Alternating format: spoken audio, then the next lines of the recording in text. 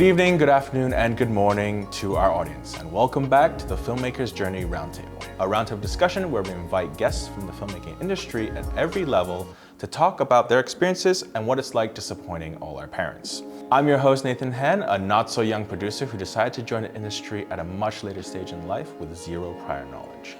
So join me as we take a beginner's perspective into the wacky and wondrous world of filmmaking. Joining me today are two guests, both founders of wildly successful creative agencies based in Hong Kong. First, we have Eugene Chan, founder and creative director of Eucan Productions, also Forbes Asia's 30 Under 30, with clients such as UBS, Microsoft, AWS, Deliveroo, Shangri-La, Steelcase, and my right, part of the jury at the Hong Kong Film Festival. Welcome to the show. Then we have Ian Wong, co-founder and strategy director and director of photography of Capsule48, with work featured in South by Southwest and now in Asia. Clients such as Mabel in New York, Cathay Pacific, Japan Tourism Board, Mandarin Oriental, Food Panda, The North Face. A lot of stuff, a lot of clients. I wanted to say them all. And a Digital Rev alum. Both of us. Both of you. That's That's trivia. really cool. Yeah, we didn't overlap, but we found this out later on, which is, I think, when did we find out? We found out like in our, I don't remember when. First time meeting, I think. I was like, I came onto Digital Rev right after you left. Yeah, which was really funny. Yeah, you know, Digital Rev is like the guys back then. Before there was a filmmaking scene or any kind of scene in Hong Kong, they were the guys on YouTube that are doing some of the coolest stuff. But yeah, great to have you guys. Welcome to the show.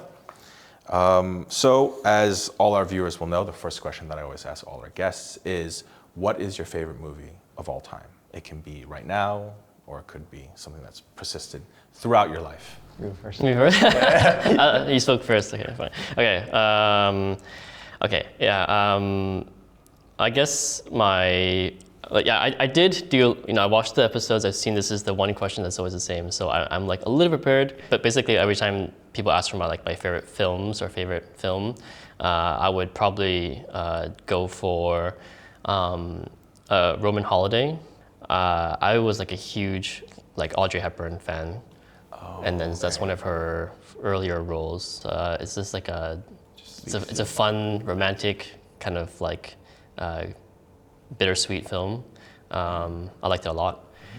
For more when I was a kid, the things that I watched just easily 20 times was Star Wars and Jurassic Park. So that's basically how I learned English. I was just watching them over and over again. Are you keeping up with the latest extended universe that they're all doing? And I try to give all them one chance before they all fail miserably. But I'm overly attached to Star Wars. Okay. It's one of those things where I watched Return of the Jedi I think I counted 24 times on VHS. I knew all the lyrics, I knew all the words and stuff. Right. I was obsessed with it. Did you watch Mandalorian? I didn't like it. Okay. I watched a little bit. Even season 1 and 2? I didn't like it. Interesting. Too cheesy. Okay. But tough crowd. Yeah, I mean. Yeah. Wow. Andor was great. Okay. That's. Acolyte. I didn't watch Acolyte.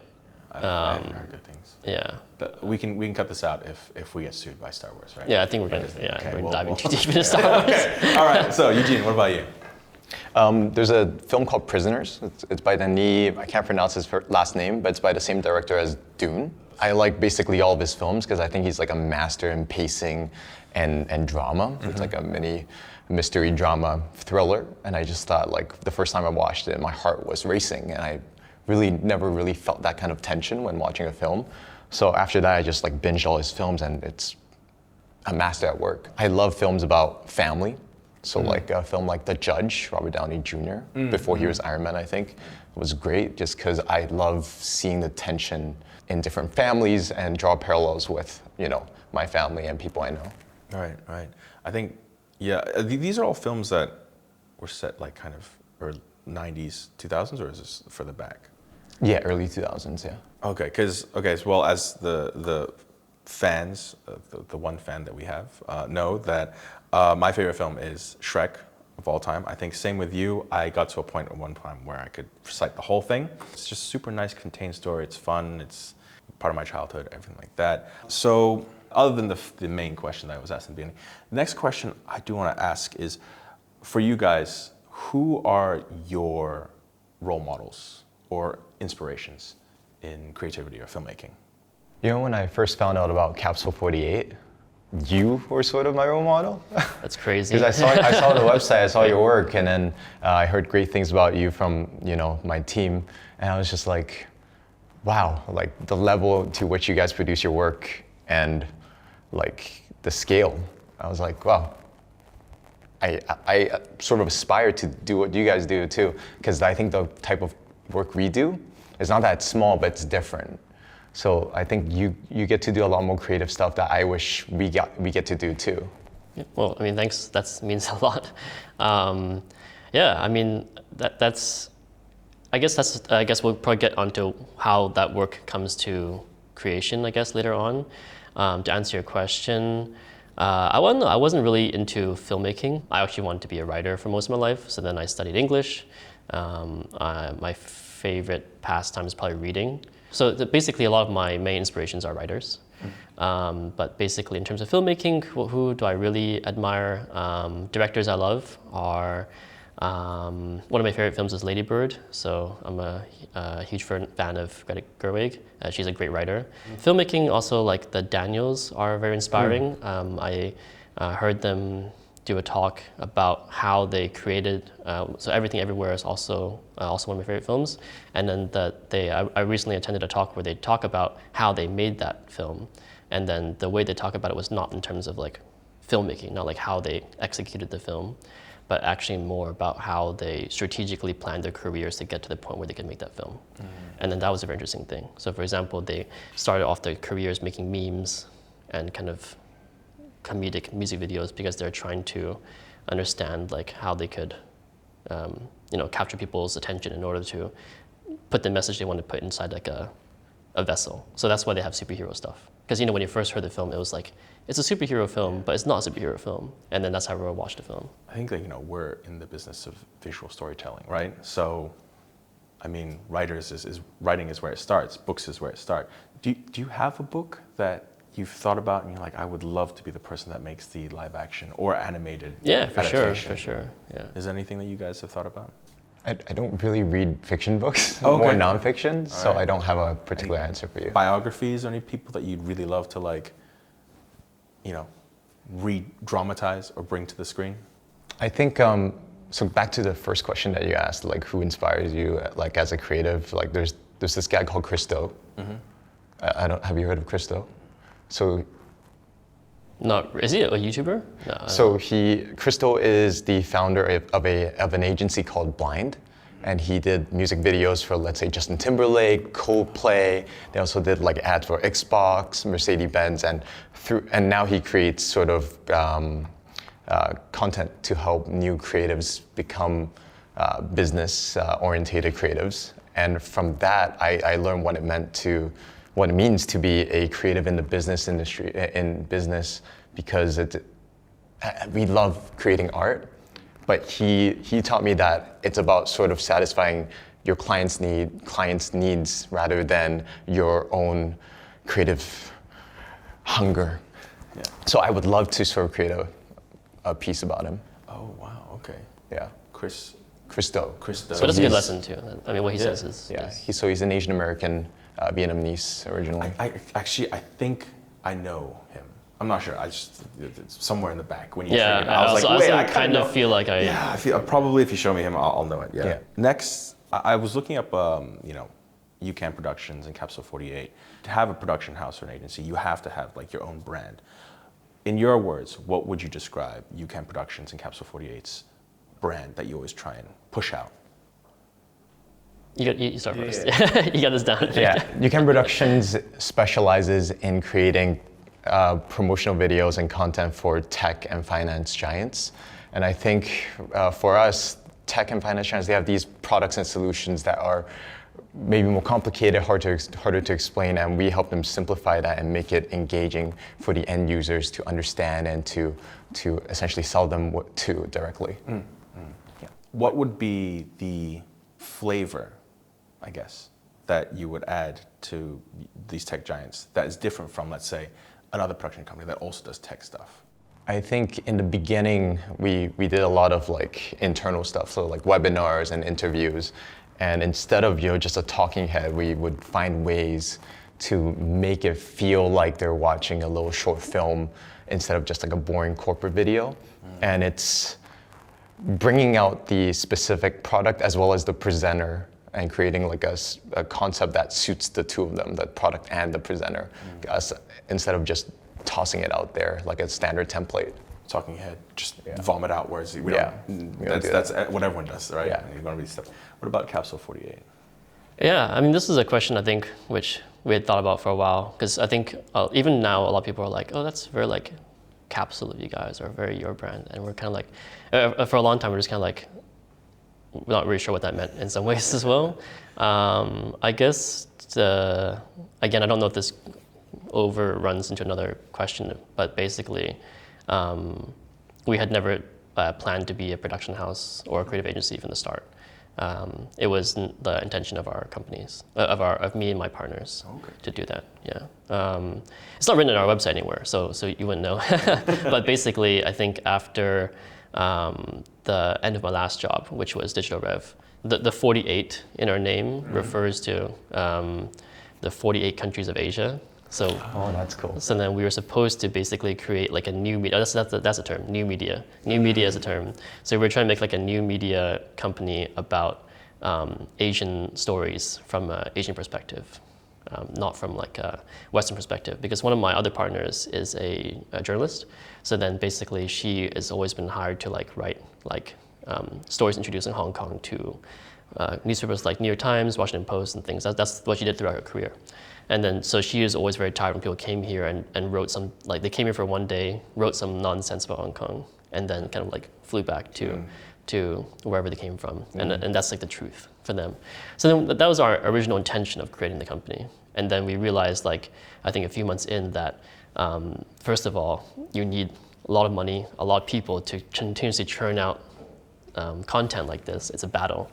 So we didn't have those resources, basically. So then we thought, oh, well, why don't we just like do some ads and some content, and then whatever we earn, we'll use it to make stuff.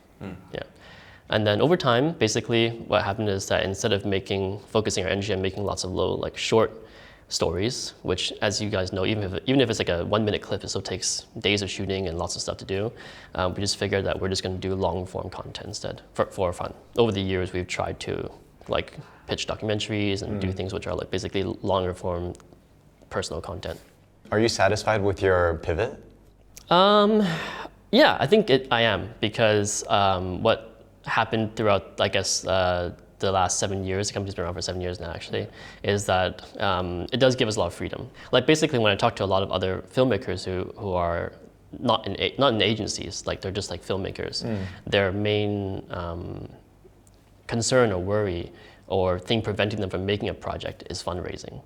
Fundraising is like their, it's their biggest hurdle. Like, so we met a lot of filmmakers from around the world, and then they had to work all sorts of, like, they would do anything they can to basically make their films into reality. So would you say that your client work is almost secondary and your primary objective as a company is to create these passion projects?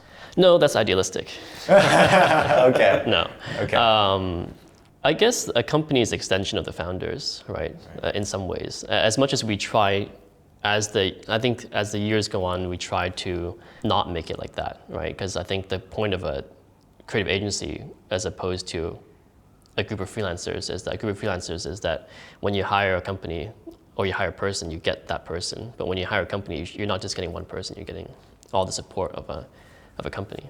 So then I think as the years go by, we basically are working very hard to try to like make, I guess, Capsule, the identity of what you get when you hire us is not like, me or my partner Anne or another person. It's more like what does the team offer? Yeah. So have you ever had like a situation where a client will be like, we saw Capsule48, we saw Eucan Productions because you guys do this that I've never seen before. Do you have that, or do you try and come in and be like, we've seen everyone else does this, we've seen your work, they do this. We think that our brand, you can see our work, we do this. Do you like it? Do you ever have that, or is it more like molding yourself to the client? So for us, a lot of our clients come from word of mouth.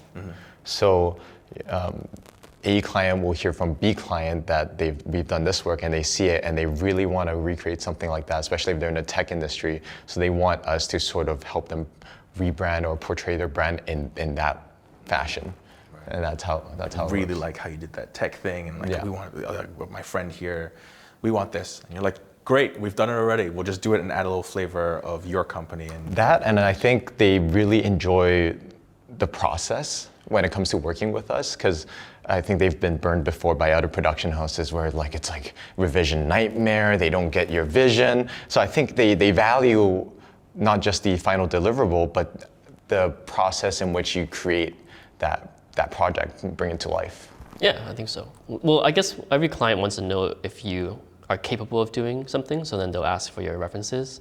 The hardest thing, I guess, for everyone is trying to prove to someone that you can do the project even when you've never done it before. Like, you know you can, but then everyone else is saying they can do it, right? And you just have you ever, like, on that note of like, you know, other production houses where they've been burned before, have you ever been in a situation where you're like, I just don't get you, like you and the client just doesn't, like, it just doesn't click, you know, sometimes it just doesn't work out? I think so before we like come from a client engagement, we have like a discovery call where we have a call with their project manager to see if, what your scope of work is, what your objective is. And I think maybe like we've had 2 or 3 of clients where we really didn't understand what they're looking for, or it's complete misalignment, and we tried to let them go. But sometimes the more you let them go, the more they want you. So it's like, it's a toss-up. Yeah, I mean, I think that's a great example. I think like having the freedom to say no to clients is like invaluable. But then sometimes when you don't want to work with them, they're even more keen. But I mean, I guess also sometimes clients know you better than you know yourself. For example, I think a few years ago, we got a cold call from this international fried chicken brand, and then they're looking for a like regional agency. And then we had a few calls, it was okay, and I think basically after one point they actually wanted to ask like how much our capacity was. And I think we're pretty honest, we're not hiding anything. So we told them that we're a small boutique agency, and then they said, well, we're looking for, and then they kind of cut the conversation short, and then they're kind of like, at this point right now we're looking for the support of a much larger company. And then I said, okay, that's fine. I mean, and then we don't have to keep going, down this like long, because pitches and things take a long time, they take a lot of effort. So a lot of times actually we withdraw from pitches if we don't. Are most of your projects pitches, or do you mostly have to pitch for your projects? It's half and half. Okay. I think sometimes clients come and they know what they want, or they just want you to come with something. But then I think, a lot of jobs end up being pitches. Maybe sometimes we pitch with agencies. So then sometimes, I guess the question is, do they come in and say, okay, we want Capsule48? Or do you have to sort of pitch your way against other production houses, against other concepts and ideas? I want to say like 30-70 of 40-60 of like pitches versus not pitches. Okay. I think. We do pitch a lot. We make a lot of concepts. I can't remember, like sometimes we just churn out concepts. Yeah. Sounds terrible. But that's why like, I guess, it's about a team effort, right? Like a lot of times, that's why I want to emphasize that basically a lot of times when we do decks and things, it's a whole team working on the pitches and projects. Because, when you got deadlines and things, sometimes you might realize that another person in your team is more suitable for coming up with the concept than you are. Oh yeah. So then a lot of times we just share the creativity around and When you're trying to withdraw from a client, do you just say, sorry, I don't think we're a fit, or do you like price them out? I'll say sorry first, and then if they insist, then I'll price them out. And if I can't price them out, then we get a good paycheck. Okay, right. Yeah, that sounds about right. Yeah, it's roughly the same. Yeah, you gotta make sure that like, it's going to be a lot of revisions or back and forth, or sometimes it's not like sometimes it's just like if there's lots of layers, they didn't anticipate what kind of workload you're going to have. So then, As 2 agencies that have done a lot of work with commercial and in the commercial world, Is unlimited revisions a thing? Like A what? unlimited revisions? No. No. Not for us. We in our scope of work, it's we give you first cut and then 2 revisions, and every revision after that is a percentage of the project fee. Right. Yeah. Because some clients that we've worked with, sometimes it's just like we'll go into the call and like, okay, yes, we have the same thing, like, you know, the revisions and stuff, and they're like, no, we expect unlimited revisions. Don't do that. I think you got to put your foot down. Yeah. And I think it's like if you limit the number of revisions, they value it more. Because otherwise, if you just give unlimited revisions, it's like, okay, I'll just give one comment here, and I'll withdraw that comment later on. Right. And I think part of identifying how many revisions you need is you need to identify who's the person in charge. Right. Is there someone above them? Is there another person above them? How many layers do we have to go through so that we can, if we do, let's say, 4 revisions, revision 1 is for their internal team, marketing exec, and then as we go. Right. It's also, as you said, they value it more. They'll consolidate feedback. They won't give their first thoughts and expect their first cut. They'll like, okay, all stakeholders, please get together, give me your feedback, and then we'll just push it to you all in one go, and that's a lot cleaner. Yeah, I guess like knowing client, if you work with clients for like the same clients for many years, you get to understand like their company structure, and that helps everything a lot. So I would say that with certain clients, some jobs you might make some exceptions to make a few more revisions. You know that at the last second, some CEO who has finally had a chance to look at it is like, you know. Happens a lot. Happens a lot. Yeah. Like, oh, I didn't know about this. Yeah.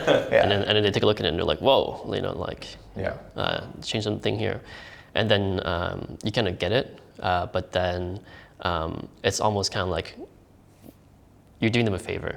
Yeah. And everyone knows, and I guess both teams know that like you're helping your client, which is the marketing team, protect their department from the CEO, and then in exchange, like, you know, it's kind of like, you build up a relationship, I guess, and stuff. See you in the next project. You can't bend over too much, but you can a little flexibility just to maintain the relationship. Yeah. You have your distinct styles. You have your brand, everything we talked about. As visual storytellers in this space, I want to hear from you guys. What do you see and go, fuck, that's nice? Is it like I'm only talking about like a shot or a concept? What like really makes you tick and go like, wow, that's really, really nice. That's what I was looking for. I guess filmmaking is hard. So if you can do anything right, it's already like a pat in the back at the end of a project. But each project is very hard. And I think when people look at, with social media, you can see everyone, like all the world-class projects that, people around the world make. And then when you see one that's like really like an exceptional piece of work, we start off by trying to think like how, like what do we feel when we see it? Like why do we feel that way? And also how they did it. It's important to remember that a lot of those ads are done like 5 or 6 days. They have 30, 40 people working on it. There's layers of agency and then production house and then post that maybe in our market we don't really have access to. So then I think a lot of times you try to make compromises. You try to do your best to tell the story of what the client wants. It's important to know what the client wants, respond to that, and then again, like maybe like what that guy you like said, like I think your own ego takes a step back. You don't really, it's not like, I don't think that making an ad is like art. It's, I think it's just solving a client's business need. It's a business need. Really? Yeah, because, okay. Yeah, I mean, we're here to talk about creative agencies, and the creative agencies are not, we're not like it's not, in some ways it's not like an art. I 100% agree with that. That's interesting. 100%. I could ask, so I just want to like clarify, you're saying that, when you do the client commercial work, brands like for VLT, Butter Cookies, Cathay, all these things, you don't approach it like, okay, this is art. It's more like, let's get what the client needs. Yeah, and I think if you approach it as an artist, that's also not what the client wants. Okay. I'm not saying that you do things without intention, but I mean, you're not paid to be an artist. No, it's true. You're paid to solve a problem. I'll give you an example here. So during COVID, Microsoft reached out to us and they asked, hey, we want to do an office tour video. We want to make it epic, show off like how cool our office is because people can't visit the office. And I'm like, that's cool, we can do that, it's easy. But what's the point of doing an office tour? Because in Hong Kong, Microsoft, their main products are software. It's not physical like laptops, that's very secondary. So it's software like Azure Cloud. So I asked them, why do you want to create an office video? And then ultimately after several calls and meetings, we realized it's because they can't do their conferences anymore, their sales conferences anymore. And they can't deliver certain solutions to specific industries. So based on that, we created an interactive video for them instead of a virtual office tour. So like Bandersnatch, have you seen Black Mirror, Bandersnatch? Yeah. It's like in the video, it's like, interactive. which one do you want to click? And then you click and then okay. it's like a whole mind map, like a brain tree of like different points. And then we created a video that essentially is interactive. There's like a host, you talk to them, and then it's like you choose your industry, you choose your pain point, you choose that, and then it's a whole big immersive experience. And by doing that, we pivoted completely, not creating like a video that we think is cool, but serves their purpose. And then we 5x the budget for that project. Right. Okay. I learn things on this podcast all the time, and this is such an interesting perspective because I don't know. Maybe I never made. I agree. I agree with what you're saying. It's just I think I never made the connection where, you can't be like, I want sun flares. I want to lens whack here and all of that. It's like we're trying to sell a software product. You can't. Yeah, I'd love to shoot anamorphic, but it's not suitable for this project. Okay, that's it. So, do you have the separation then when, like, you clearly commercial work? I'll just provide my creative ability to solve problems, but you'll always put a block on the artistic side of you. I don't know, this is a hard question to answer because it's not really that black and white either. Mm-hmm. Like even I think a company, I guess to go back to the company's identity, is wrapped among the staff who are there and the partners and who the people are in the company, right? So then if I don't want to bore my team by making something that they don't want to do or want to work on, and I don't also want to work on something which is not very interesting. So then we from a business point of view, you don't say no to clients usually. Like you want to take on as many clients as you want. You want to take on as many clients as possible, and you want to find solutions to the problems, but also you want to have fun, right? Because that's, this is a marathon. It's not like a sprint. You don't just make some good work and then take it easy for a month. It's a non-stop, endless, year after year battle, right? So then you gotta keep yourself interested. You gotta be motivated. So then every project that we take, I think we look at it and we're like, okay, this is an obvious solution. What's something else we could do? Yeah, I think it's like redirecting your creative energy and then like trying to play within the boundaries that's set for us. Yeah, and then like Eugene said, if you can come up with an idea, and let's just say it costs a bit more, but you present this idea to your client and you're like, that's actually like really fun. They're like, I like that idea a lot. It costs 5 times as much. Microsoft has money somewhere. Yeah, they'll find it. They'll find it. That's not my problem. My problem is, okay, I presented you with a good problem. Okay, you have a great marketing idea. Go find the money, and then often they find it, and then you get the budget, and then you do something fun. Yeah, and I mean, speaking of money as well, it's like we're not. Well, at least for us, we don't normally just give them one option. We'll give them like option A, B, C, and it's like a tiered based pricing. Right. So if they really can't do that really good idea, then there's also A, B to fall back on. Right. So that at least they have context and they can compare and contrast. Right. It's like a menu. You can kind of Like a 3-item menu, not 2. You don't want a McDonald's menu. Yeah. So is that something that like more junior or younger, more filmmakers are starting out in the space that do want to get to where you guys are? Is it a mistake that you've made in the past where it's like you've tried to insert too much of your own artistic side in and you've learned to like block it off? Like early on, like the first couple of years where you like pitch something, they're like, no, like. Oh, I mean, all the time. Can you simplify it? Yeah. I mean, that stuff happens all the time. Still to this day. Yeah. I mean, because sometimes you just throw an idea out there, which is like, we could do this.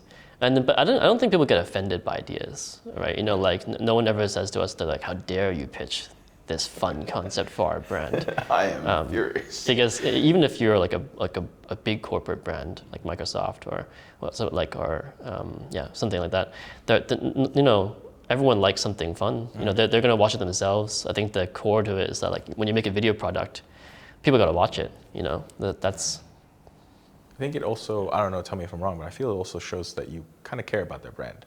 You're willing to like, oh, okay, these guys are, if you provide the three menu option, you know, it's like, oh, these guys have looked us up. They have an idea.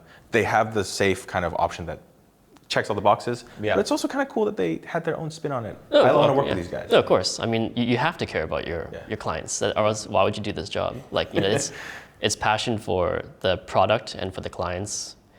If you want to, again, like just focus on like making your own art, you should be a filmmaker, not a agency. There's a difference. So then, yeah. What's 3 tips you would give to someone who wants to start an agency? Find well-rounded partners. Okay. So you don't think someone can do it alone? We've talked about this before. I'm right here. I can't imagine my company without the support of my 2 partners. I'll just put it that way. I'm like very impressed that you do it solo. I think that's amazing. I think it's very commendable. I just personally like, I always lean on my partners.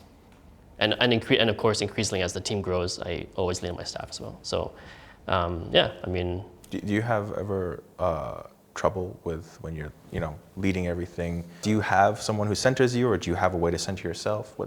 I think I'm mostly a very calm and collect person, so I'm very like structured in the way I think and very calculative. So I don't break down that often. It takes a lot to break me down.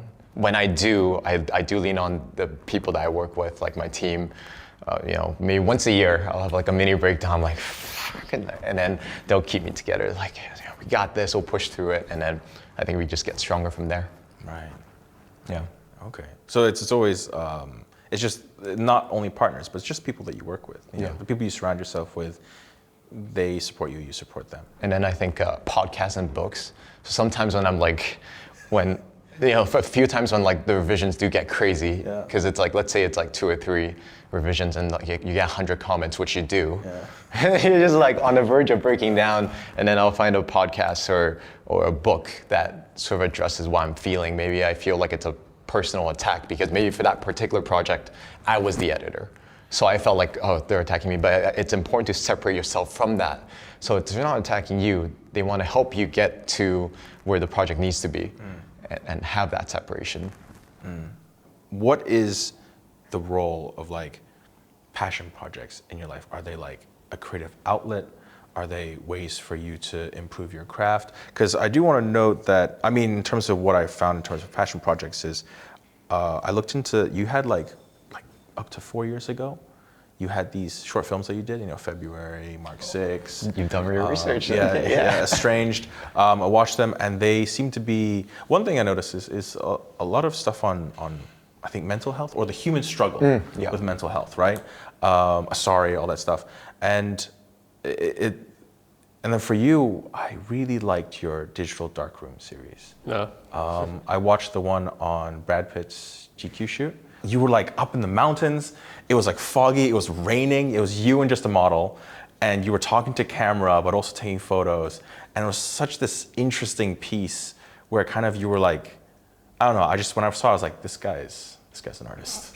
This guy went out like into the rain. It's freezing cold. And so, yeah, so what is the role of your passion projects? And I'm sure nowadays, you know, you have that. And then you also have your Yes You Can podcast and you do a lot of behind the scenes stuff. So again, sorry to run on so long, but passion projects, what do they play in your life? They're great for many reasons. They're great for meeting new crew members, like trying new equipment out, trying new things. So we don't want to experiment on set with clients. When we test, we just test by ourselves. It's good for also to keep the mind fresh.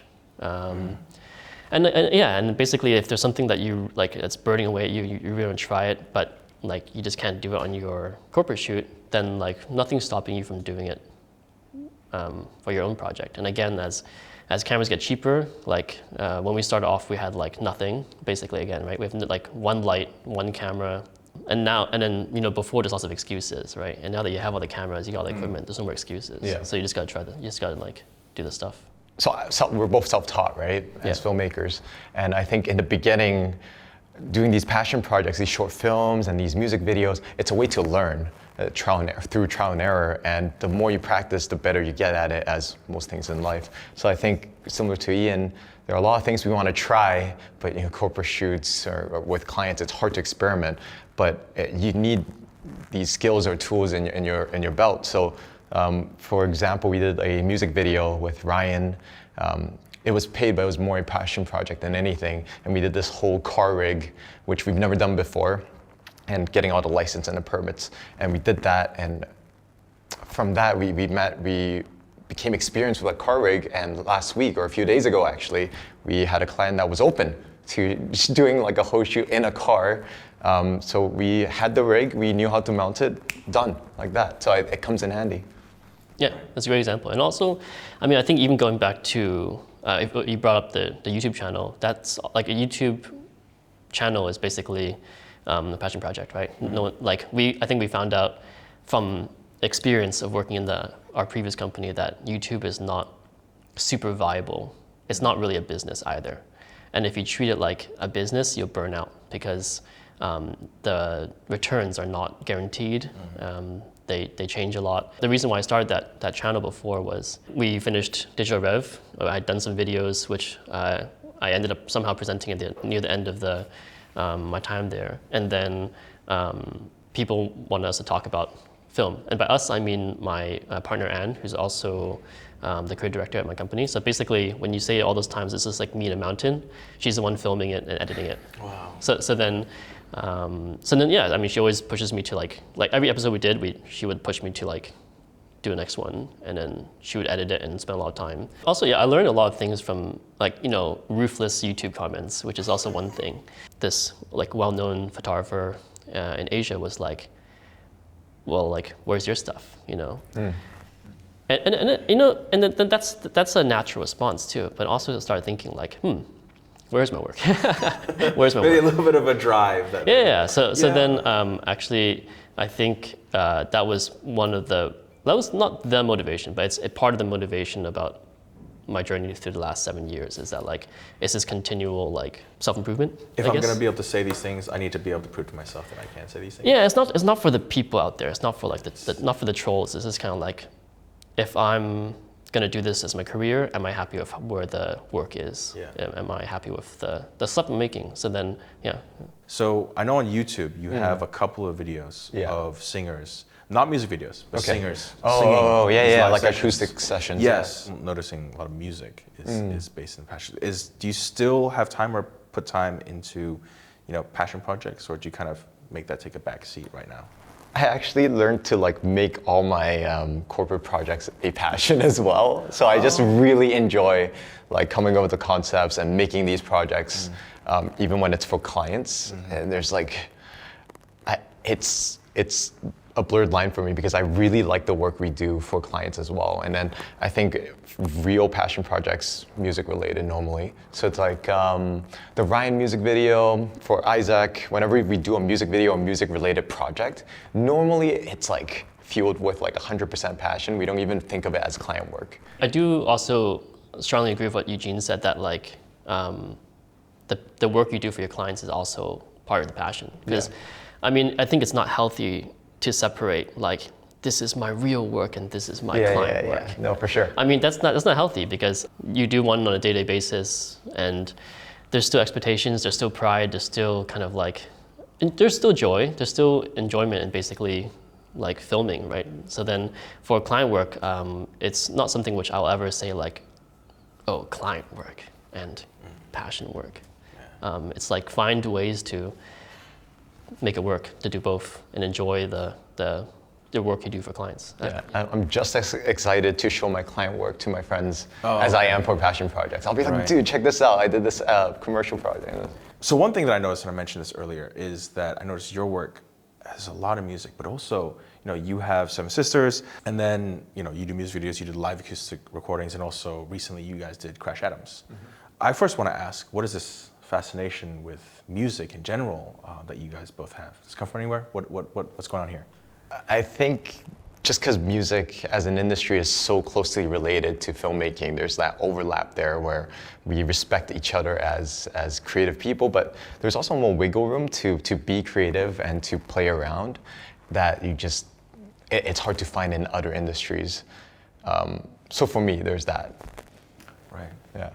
Yeah, I mean, I guess Hong Kong is it's got like a strong music scene, I guess. I mean, if you look at a lot of the creatives here, they're mostly involved in music videos. There's a pro and a con about that. I think the industry of music videos is non-existent. It's basically, if you look at like lots of bigger projects where they might have like 30, 40 people, the unsaid thing is that maybe 80% of them are unpaid. Yeah. You know, so then for even like the biggest Hong Kong music videos, probably a lot of them are people who are willing to take a big pay cut. Even for the West, I think a lot of big artists.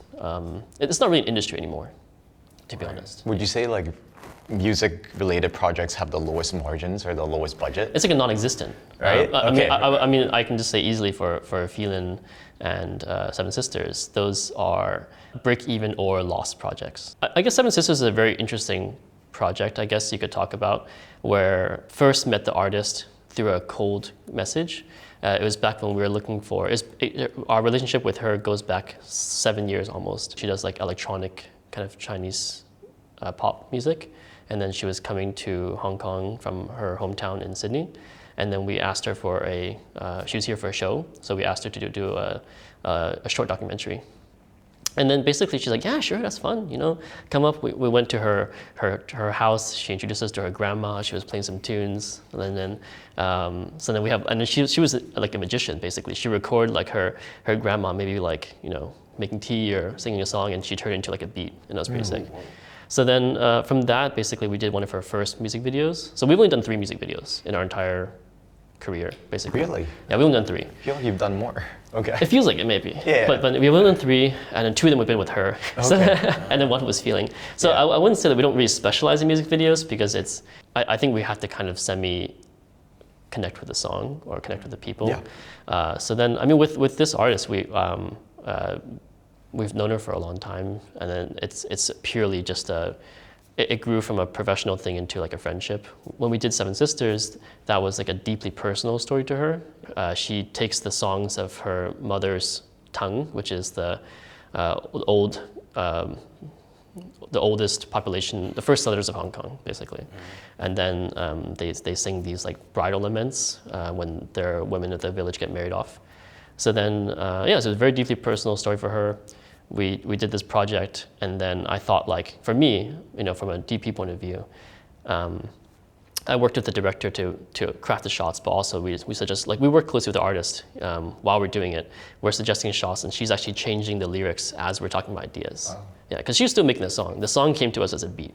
Oh. Yeah, the song came to us as a beat, and we're like, oh, she gave us the overall concept to it. And then, like, you know, 3 of us are chatting, and we're like, oh, this reminds me of this reminds me of this. And then we bring in, like, poetry and like, literature into it. So, like I would find, like, old marriage, like, stories on Google Books and send them to her. And then so she started crafting the lyrics to this. And then as the lyrics come in, then we start getting more ideas for the shots. Okay. For the viewers, I mean, this is a music video that got into official selection of South by Southwest. And it is by Rainbow Chan. Yes, my partner believed in the project and submitted to a bunch of film festivals, and then from that we went to a very big film festival. So then that's kind of like the magic of passion projects. It's something which happened, like, we shot that 2 years ago, and it's probably like still, I mean, the most significant thing we've done, I think, since then. So yeah. It was stunning. I don't know if this is too surface level, but I felt like it was like a dark song that showed Mulan, but if she didn't go off and do her stuff and she decided to get married. Yeah, I mean, okay. It was heavily inspired by Villeneuve, by Dune. So basically, we want to make like Hong Kong Dune wedding. Yeah, I felt that. Yeah. So then, that was like the kind of like the director that was her main inspiration. What about you? What's so the live recordings? I know you mentioned, and then I think that led into Crash Adams, and also with the song with Ryan, the one in the car. Risk of Driving, yeah. Risk of Driving. I want to talk about that, but I want to hear about first from your point of view, like what is music to you and how you bring it, why do you love it? I mean, you mentioned before, but why do you love it so much? I don't know. I think I grew up with like loving music, but I was not good at any of the instruments or singing. So like, I guess it's my way to be part of the industry, and I just really appreciate it. And I think it tells a story that maybe videos or films can't. And it's nice to see the marriage of the two. So there's this difference that I find, I might be wrong, but with yours, I remember I was talking to like the whole team about it. The one where he's in the car, he's driving, and he looks in the side view mirror, and it's an entirely different scene. Yeah. He's like reminiscing, he looks in the other side of the mirror, it's a different scene, and looks in the whatever, all these mirrors, and it's like, I was like, whoa. Yeah. Like, first of all, the shot in front of the car, gets your attention, but the one that really blew me away was, he's driving, and then you look and you see, and I was like, that's such an interesting way to look at narrative and storytelling. And yeah, so that's one thing I was super impressed. I'm so glad you got that. A lot of people saw that music video and was like, oh, he's just checking himself out in the mirror. I'm like, no, he's looking at the past, present, and future of what could be and what can be. Yeah. And it's him basically contemplating whether or not he should take this next step with his partner. So I'm so glad you got that. That was one of the coolest things. I was like, okay, I'm gonna steal it. You made it all worth it now. It's good. It's good. So like that's one thing. When I see your music videos, I'm like, okay, I see this narrative, this story, and what I've always been curious about, and I think I've asked in a previous episode with Kev. I know you've worked with Kevin Chung before. Is Seven Sisters though, or like Stardust, or Feelin'? I've always been so curious about all these like music videos that have this beautiful visual theme and have a story, but again, as I mentioned before, it's more about the visual and hitting you in the face with what it's trying to tell. Maybe Seven Sisters you talk about where it started, but like from your point of view, how would you start with a music video and the concept? Where do you begin? What's the little grain that you grow out of? I mean, that's why like maybe we don't do like some people I guess are professional music video artists, and then I think it's difficult. I'm not exactly sure how they might do like 100 of them, day in day out, because the inspiration is difficult. I think in some ways when I see professional music video artists nowadays, it might be very like eye candy, that account where it's basically visual. And then I think that's a very advertising approach to music videos. When you have to turn them out and you have to like, again, their client is the label, then they have to get attention, because sometimes when you get like a really good music video, people just notice the visuals. Right. So then that's why a lot of times what you might see is lots of copied techniques or things. Like if you watch like a lot of local music videos, I'm not gonna say anything, but you might realize a lot of them are like very heavily borrowing from other people around the world. Okay. So then maybe their goal is that they have so many things to do, they might not have a personal connection per se. And then the reason why we're lucky with, for example, something like Seven Sisters, is that it's like a very like personal connection to the story. And we know the location already in that case, which is her ancestral village. So in that way, we had like the story kind of built out for us, and then we start to think, like, again, it's the same approach you take to corporate. We have a village, you have a brief, which is to make a song, and you have a location, okay? You have a budget, a very tight budget. Yeah. What can you do with this budget? What can you do that's different? And then for the director, and we're talking, like, she's thinking like, if you're doing village, some people might make it traditional, and we're thinking, why not make it Dune? Like, why not bring in some, why not bring in some like some space to this? So after all the things you talked about, creativity, commercial work, and passion, do you, in all your experience, do you think creativity is something that you learn throughout your career, or something that you access that is part of who you are? I think it has to be developed as we nurtured. One of the main issues addressing filmmakers and creativity and passion is that maybe they're just too focused on films, or they're just too focused on, like, if you get into a loop of just watching one thing, and then the whole time you're trying to compare yourself to other filmmakers, or you're comparing yourself to other movies or other music videos. But again, like, well, there's two parts of it. One is like the art side, one is the business side. Like, I guess, Eugene, your own inspirations, a lot of times you said, are nonfiction books or podcasts or business things. And I think in terms of an agency, since we're talking about agencies today, like learning that part of your mind, expanding that part of your mind is more important in many ways than just focusing on the creative part. Yeah, because you can be the best creative out there, Yeah. but if you don't have jobs, then you're not going to be a creative for long, right? Yeah, exactly. Yeah. And I think back to your question is like whether or not creativity is something you have or it has to be like learned. I think everybody is creative at some, like, to some extent, and it just depends on what. And then you just go on develop that. For example, like some people that I know, some filmmakers, they can't visualize the shot before it's been set up. But me and, let's say, Justin, we can sort of see it before we set up the lights and the shots. Doesn't mean they're not creative. Maybe they're creative in something else. Like when it comes to writing dialogue, I can't hear certain lines that sound great on camera, but some people can.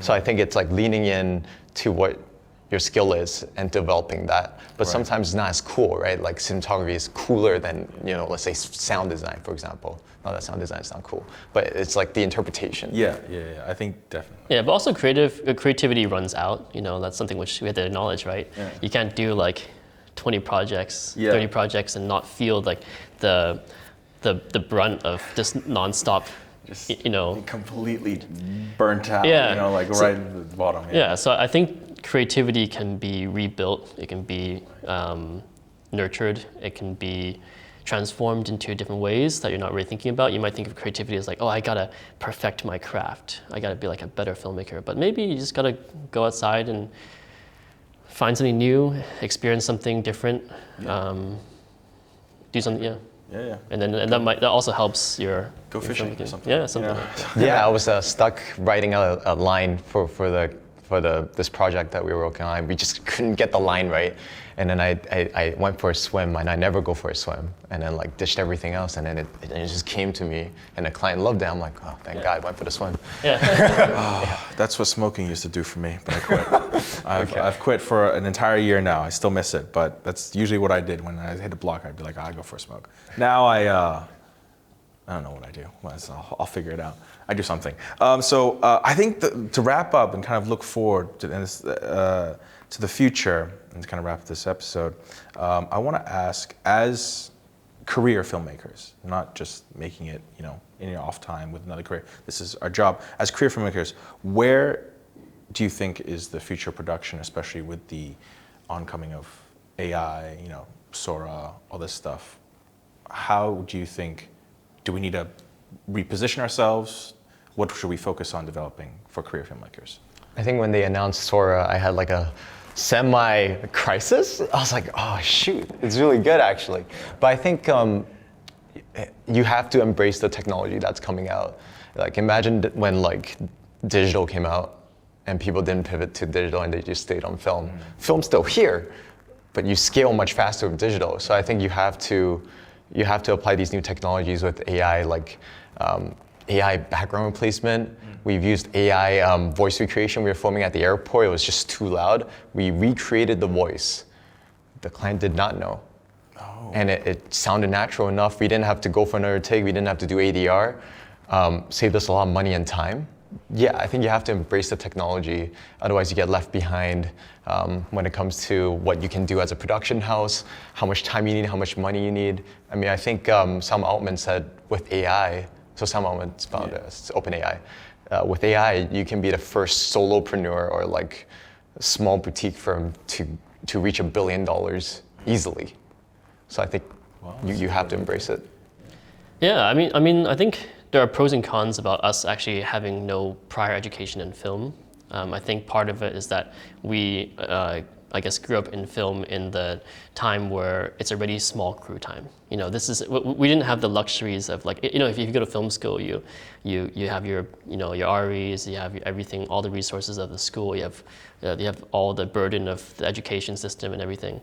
With self-made filmmaking, you don't have any of that. You start off with yourself, maybe an A7 if you're lucky, and then you go on from there, right?